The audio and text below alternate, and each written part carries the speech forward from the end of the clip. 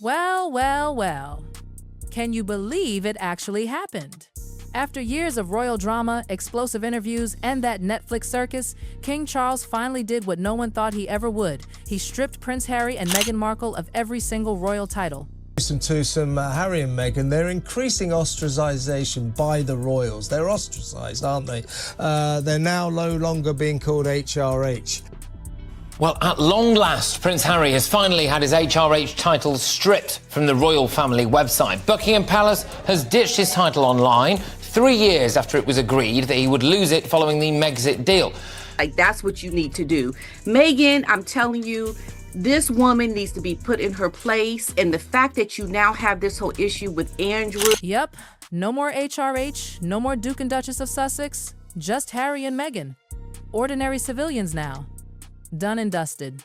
It's the kind of royal bombshell people whispered about for years but never expected to see. Because let's be honest, everyone thought Charles was too soft, too sentimental to ever swing that royal sword. But this time, the king didn't blink. Buckingham Palace didn't hold a press conference, no teary statements, no warning, just one quiet digital execution, poof. Their royal profiles vanished from the official royal website overnight, like a ghost erased from history. And insiders say this wasn't just some administrative update, it was a message. A cold, calculated reminder from the monarchy itself, the crown is back in charge. For 3 long years, the Sussexes had danced between two worlds, half royal, half celebrity, smiling on red carpets while still clinging to royal prestige. But the crown just made it official. You can't serve California and the crown at the same time. And you know what? The timing wasn't random at all. That's the juicy part. For months, pressure had been quietly building inside the palace walls. Family frustrations, political whispers, public eye rolls, and finally, it all exploded. So, what pushed Charles to finally cut the cord? Sources say it started when Meghan used her Duchess of Sussex title in new business filings after promising the late Queen Elizabeth she'd never mix royalty with profit. Oh, that didn't sit well. To the palace, it was betrayal. To Prince William, it was humiliation. One insider spilled that William was furious, saying Meghan had turned the crown into a brand. But here's where it gets interesting. This wasn't just a family feud. It was a power play. Because behind the royal curtains, Westminster had started whispering about something called the Royal Titles Reform Bill, a potential law that would strip non-working royals of their privileges entirely. That meant Charles wasn't just acting as a father, he was acting as a king. If he didn't make the move, Parliament would, and imagine politicians publicly debating royal shame on live TV. Disaster. So Charles acted first, quietly but decisively. Some palace insiders say it wasn't rage that drove him, it was survival. The monarchy couldn't afford another global scandal. Not with Prince Andrew still lurking in the shadows and the world already questioning whether the royals even mattered anymore. For Charles, this was chess, not checkers. Every move was strategic. And guess who was helping move the pieces? Prince William.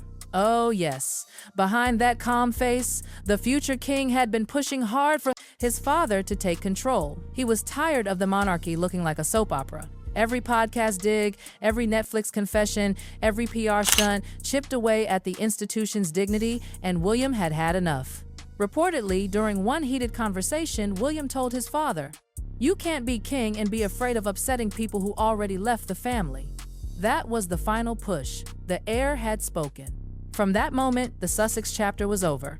William saw Harry and Meghan not as losses, but as liabilities. Protecting the crown meant cutting off anyone who mocked it while cashing in on it. He wasn't cruel, he was cold, strategic. And that's when the monarchy's tone shifted. For the first time in years, Buckingham Palace felt like it had order again. The king had drawn the line. The heir had reinforced it. And in Montecito?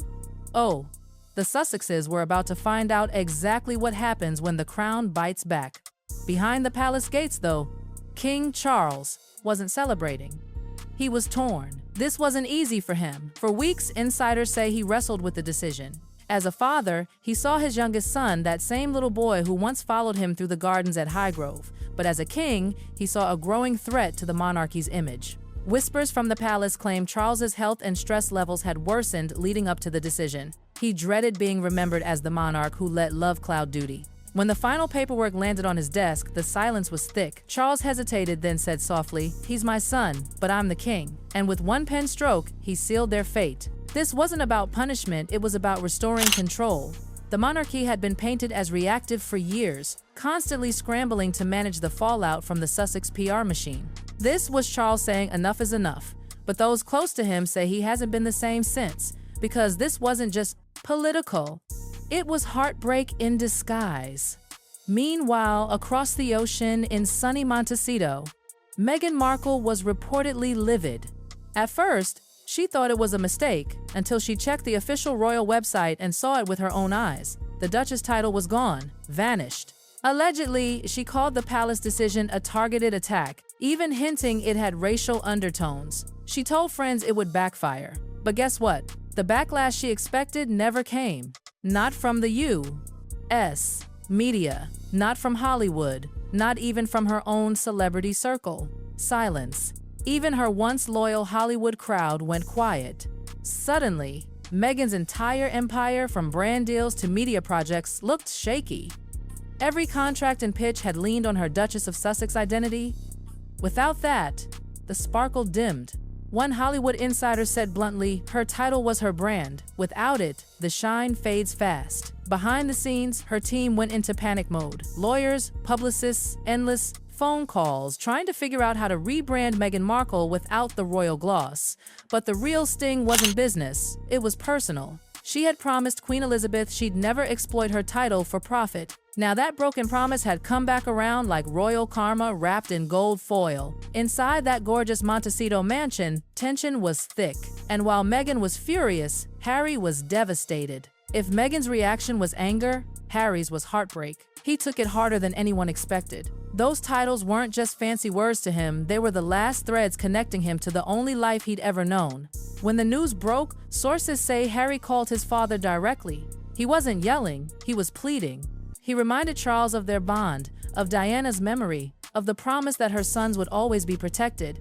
But Charles didn't bend. One palace source recalled that the king listened quietly before saying, "You've made your choices, Harry. Now I must make mine." And just like that, click, the call ended. No shouting, no apology, just silence. From that day on, Harry withdrew.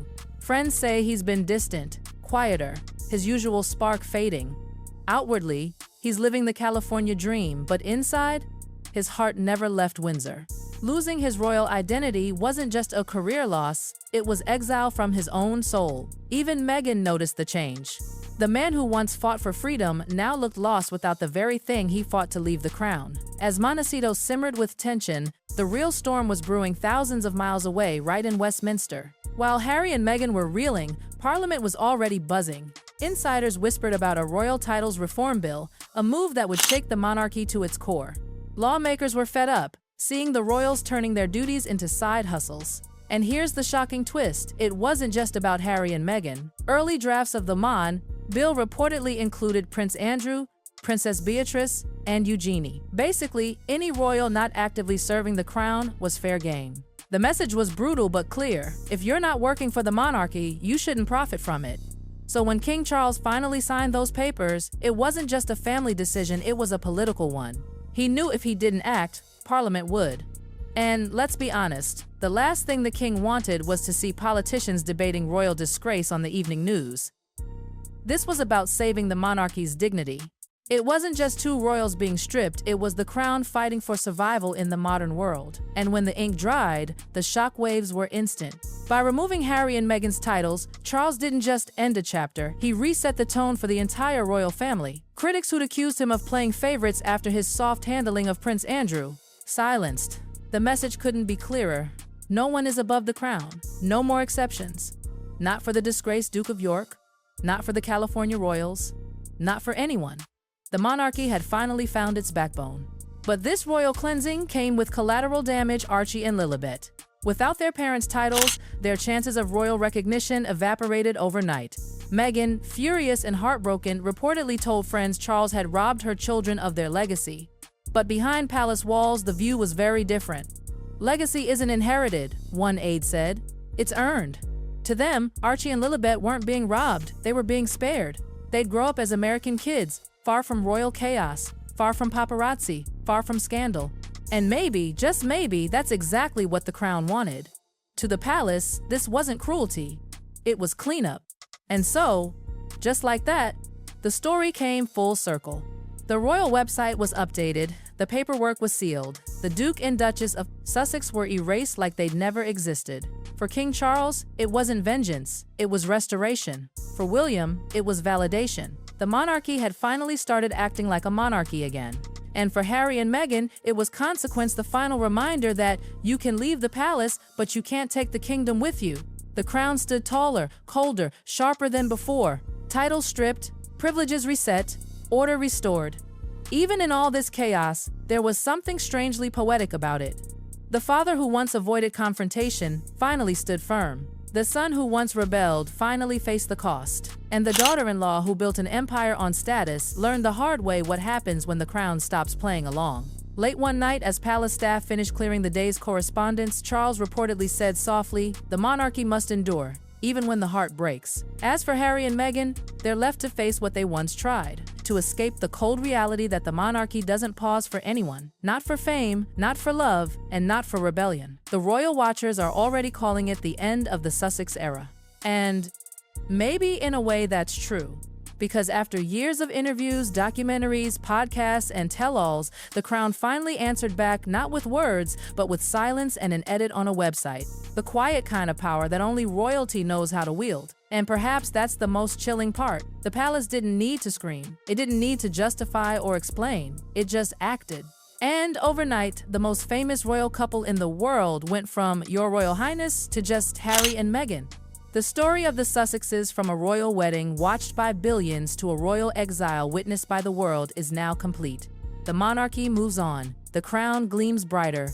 And for Harry and Meghan, the spotlight that once adored them has turned ice cold. As one royal insider whispered, "Fairy tales end, but the crown always endures."